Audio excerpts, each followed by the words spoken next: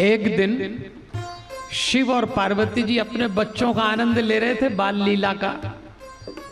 तो दोनों एकांत में बैठे और दोनों ने बातचीत करी और विचार क्या किया कि हमारे दोनों पुत्र विवाह योग्य हो आए, तो क्यों ना इनकी शादी कर दें। विचार कर रहे हैं। जब दोनों विचार कर रहे थे तो बच्चे भी आ गए। दोनों ने पूछा, आप क्या विचार कर रहे हैं माता जी, पिताजी? तो शिव और पार्वती जी ने कहा, सोचते हैं तुम दोनों का विवाह कर दें। तो बालक थे दोनों, कहने लगे, पहले मैं करूंगा, पहले मैं करूंगा। अब नियम से तो बड़े की होना थी, लेकिन गणेश जी बोले, नहीं पहले मैं करूंगा। बच्चों की आदत होती, पहले मुझे दो, पहले मुझे दो। अच्छा, माँ बाप को तो बच्चों की शादी की चिंता करना ही पड़ती है। और फिर आजकल के बच्चे, इनकी शादी आसान है। आजकल तो बेटी विदा करना बहुत आसान है। बेटी विदा करने में दिक्कत नहीं है, पसीने तो छूटते हैं बहू लाने में। ओ हो, हम तो इतने घरों में जाते हैं, लोग कहते हैं पंडित जी ऐसा आशीर्वाद दो, ऐसा आशीर्वाद दो कि बहू अच्छी आ जाए। अच्छा, तो क्यों बहू खराब आती क्या? लोग डर गए। क्यों डर गए? अरे कोई आपको अपनी बेटी दे रहा है और डर क्यों रहे हैं? और सच तो ये है कि जब आपने अपनी बेटी विदा की, तो जैसा आपने अपनी बेटी को विदा किया, वैसे ही सामने वाला अपना माल आपको विदा कर रहा है। अब भुगतो, उसमें डरने की क्या बात है? तुम तो जानते ही थे कि तुम्हारी बेटी क्या है, लेकिन आपने विदा करी तो दूसरे की भी लाओ। यही जीवन का कर्म है, डरो मत। कल अपन बात कर चुके हैं। आज माँ बाप को चिंता शुरू हुई तो दोनों लड़ने लगे, हम करेंगे। तब शिव और पार्वती ने दोनों से कहा, ठहरो, समोद्वापपि सत्पुत्रो विशेषो नात्र लभ्यते।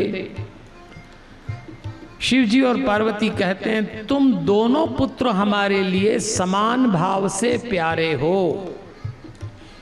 तुम में से किसी एक पे हम विशेष प्रेम करें, ये बात नहीं है। और ये कितना बड़ा संदेश है। माता पिता को अपने 2 बच्चे, 3 बच्चे, 4 बच्चे, 5 बच्चे हों तो भी एक से दूसरे में भेद नहीं करना चाहिए। कोई बहुत समझदार होगा, कोई नादान होगा, कोई बहुत अच्छा पढ़ता होगा, किसी को पढ़ने में रुचि नहीं होगी। तो कभी भी ये ना करे, देख वो ऐसा है, देख वो ऐसा। ये तुलना कभी ना करिए। आज कई घरों में बच्चों में तुलना होती। आप क्या समझ रहे हैं? वो अपनी प्रतिभा लेके आया है। तो शिव जी और पार्वती जी एक संदेश दे रहे हैं, अपनी संतानों में तुलना मत करिए। जो जहां है बढ़िया है, आप तराशो लेकिन तुलना मत करो। तो दोनों ने विचार किया कि ये दोनों तो झपट रहे हैं। तो उन्होंने कहा, एक काम सुनो, जो सारी पृथ्वी की परिक्रमा पहले लगाकर लौटेगा उसका विवाह पहले कर देंगे, बस। तो ठीक है।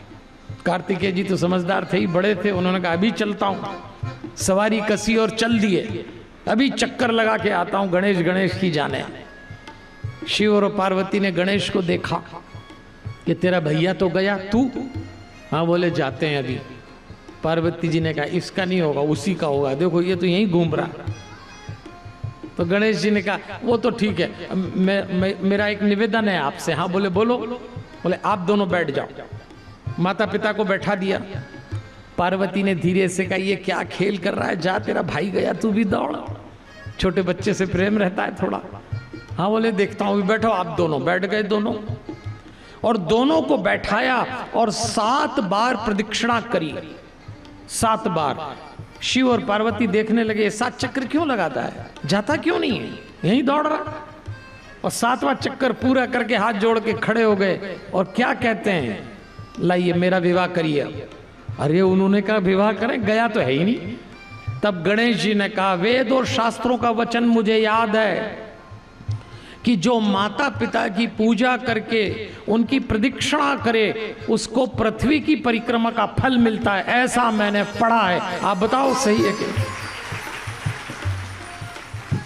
गणेश जी की बात सुन के शिव और पार्वती ने कहा, मान गए, अकल। देखो, बुद्धि और विवेक का फर्क। बुद्धि का इस्तेमाल कैसे किया जाए ये विवेक सिखाता है। शिव पार्वती ने आशीर्वाद दिया। प्रजापति विश्वरूप की 2 कन्याएं थी, सिद्धि और बुद्धि। उन दोनों से शिव जी का विवाह कराया। सिद्धि से उनको क्षेम नाम की संतान हुई और बुद्धि से उनको लाभ नाम की संतान हुई। बस ध्यान रखना आप, जीवन में ये सब चलेगा। बच्चे क्या क्या नई दिन दिखाएंगे अभी देखना आप। अभी बात खत्म नहीं हुई, बात तो अब शुरू हुई है। वो एक तो गया ही है संसार नापने, दूसरे ने यहाँ नया कार्यक्रम दिखा दिया। तो अब माता पिता का चैन मिल गया क्या? आप लोग जरा जरा सी बात पे परेशान होते हैं। शिव पार्वती जी को देखना, इसीलिए मैं कहता हूं जीवन में कांटे मिले के फूल पूरे मन से स्वीकारो। मान और अपमान का चक्कर छोड़ दो। परिवार में मान और अपमान बिल्कुल मत रखना, परिवार में सब समान है। ये तो पागलपन है कि हमारा अहंकार, हमारा सम्मान, ये सब बंद हो जाना। सब परिवार में बराबर है।